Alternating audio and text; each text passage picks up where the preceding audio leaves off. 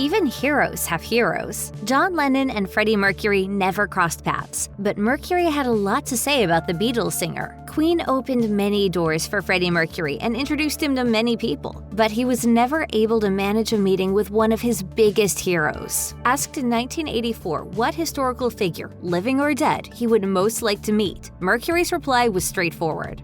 The only person I wish I had met was John Lennon.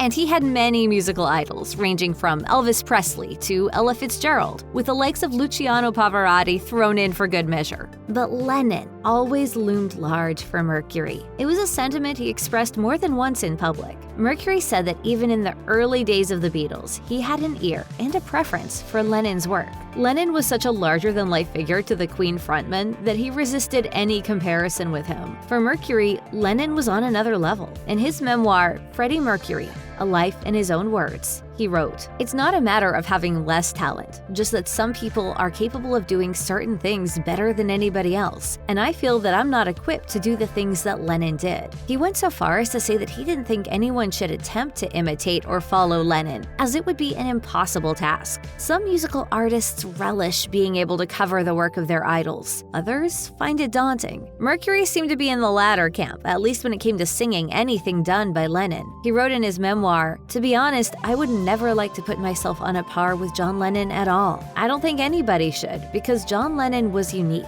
a one-off, and that's the way it is. I admire him very much, and that's as far as I want to go." And I'm sad to say that I didn't get to meet him. Singing "Do They Know It's Christmas Time at All" alongside Paul McCartney at Live Aid was one thing, but a deliberate cover of anything from the Beatles catalog was another story. However, Queen found themselves in London on December 8, 1980, the night Lennon was murdered in New York. As a tribute, Queen hurriedly prepared and rehearsed a cover of Lennon's Imagine and added it to their set for a Wembley Arena show the next night. The tribute was heartfelt but imperfect. Chords and lyrics were fumbled before it was over. But a few days later, Mercury and the band gave their tribute cover again in Frankfurt, Germany. According to Smooth Radio, Queen kept the cover in their playlist for the rest of their 1980 tour. In the immediate aftermath of Lennon's death, Mercury used his hero as a measuring stick for his own songwriting ability. According to Mark Blake's book, Is This the Real Life?